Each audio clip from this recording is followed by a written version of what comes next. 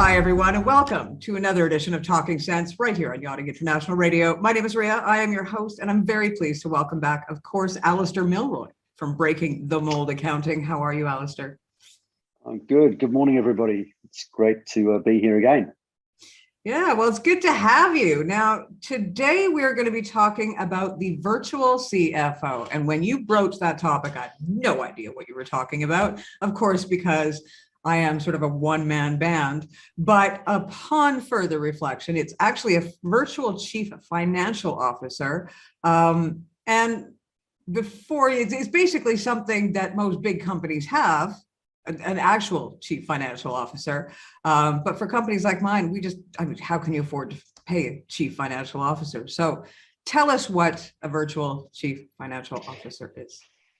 That's right. A virtual chief financial officer is something that's come about a lot and very much growing in popularity in the UK, the US, and the Australia and South African markets. And really, it's I think for smaller businesses, it's probably still price sensitive, but for a mid-sized business, you'll often find that a business will have, a financial controller or bookkeeper, and they can do 70% of what's needed. But when it comes to maybe looking more strategically, there's a gap there. And CFOs are one of the more expensive positions in a company. So often for these, for a mid-sized company, hiring a full-time CFO is going to be prohibitively expensive, and they might not need it 100% of the time. So a virtual CFO is really a role which is outsourced or contracted. It can be part-time, but it's just bringing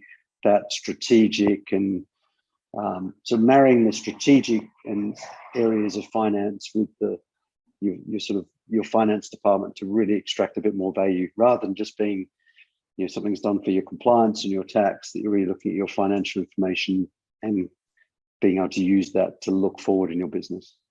So what exactly is the role then? I mean, we've talked a lot about accounting, but what is the role of a chief financial officer? Like, what specifically is their task on a daily basis? Yeah, a CFO will be someone who's probably got experience in a lot more businesses and at quite a senior level. So be looking, rather than looking at day-to-day bookkeeping or reporting, is going to be looking at what's the strategic view and plan for the company, planning out the budgets around that, fundraising, even looking at bringing investors on board and putting together investor packs. But it also, for an owner of a business, it can be quite being a CEO of your own business can be quite a lonely place. Certainly, I've been a CEO in a business, and it's not something you can just share all your things with everybody in your team. So having someone who's got that financial acumen, who is a CEO you can bounce ideas off, who's perhaps not within your management team, can be a really valuable sort of coaching and accountability voice to bounce ideas off. Okay, so it's not something that you necessarily would be looking for if you are, say, a business that has, say, 5 to 10 people. But once you start getting up into, maybe 20 or 25 employees, it is something that you would benefit from. Yeah, definitely. I think at the small level, and I think you can start bringing it's in a sort of 10-person type business. I think there'd be times where you could bring it in. It might be just less. You might not need that as much as a 25 per person. In the experience I've had working in various businesses, it's once you hit that 25 to 30 people mark that you really, the business starts changing from being one where everybody and everything to really having to put good processes in place, and you can't be doing everything all the time. I mean, even to be honest, 10 or 15, that becomes more difficult. You have to start thinking about, we talked about this last week, as an owner, you need to start working, I think, on your business rather than being in the business and talking to the clients or and actually doing the work. There comes a time where you have to let your team do that and focus on how you're going to grow the business and look forward a bit more. And I think that's where a CFO can come in and help with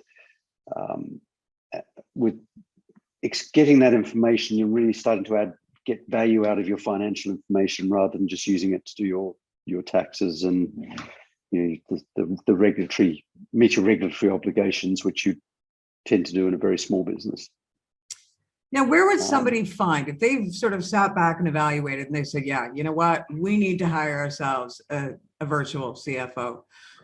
Where would they go about finding someone, and how would they check that these people are actual reputable and a good fit? It's a good, very good question, Rhea. There's there's quite a lot going on in the whole accounting space, and a lot of people are looking at advisory services and some things like virtual CFO as a more valuable service that they can offer to their clients. But if you've always worked in tax, for instance, or you've always worked in audit, then you've probably not got the experience to work in a CFO position. So I think you want to find someone who's got worked in a commercial business rather than potentially just in their practice, has had experience in working in lending environments or raising investment money, or and has been at a strategic level in a financial function of a business, an operating business, rather than just on the advisory side. So it's a different skill set than, say, tax or straight accounting. Saying that, I think, and the virtual CFO can work very well with a virtual finance department, because actually for a CFO to do his job really well, he's got to fundamentally have the right information. So having now a lot of people who offer virtual CFOs, if you can offer a virtual finance department, which the cloud accounting world really has opened up for people, you can then ensure that your bookkeeping and your processes and your internal controls, etc., all are working correctly to make sure the information you've got and want to use as a CFO is correct.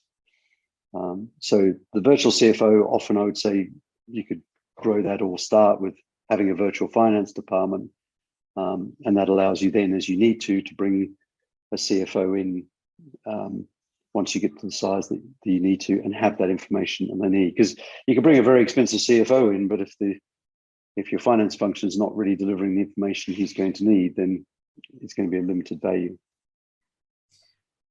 You obviously, are you capable of being a virtual CFO, or do you work with others in that? No, I absolutely, it's a service I'm very keen to provide. I've got a background which spans working in corporate operations internationally, both in Europe and Africa, and in practice in Australia. It's covered financial services. I've worked in banking, so I've been involved in looking at businesses from the credit side and lending to them. So yeah, no, the virtual CFO is definitely a service that we can offer at Breaking the Mould Accounting. Well, if anybody has any questions in regards to hiring a virtual CFO, or what a virtual CFO is that I haven't covered, or they're still not understanding, how can they get a hold of you? I think you're going to put the contact details on this blog. It's always on my website, breakingthemoldaccounting.com. There's a contact page. Very happy to set up a discovery call and find out more. Wonderful. Well, I have to say once again, Alasdair, it's been very informative. I have no idea what it was. And I think the further we go into these chats that we have, the more I'm learning. And as a business owner, it's probably research that I should have done before opening up my own business to begin with. But we don't think of those things because that's not where our mindset is. So on my own behalf, I do thank you, because you are opening my eyes to a whole other world that I don't necessarily want to know about, but I need to. Yeah, no, look, I really enjoy, and it's why I went into my own business, is I'm passionate about helping other people's grow their business, and I think there's some really good tools out there to help people and business owners give themselves a better chance of success.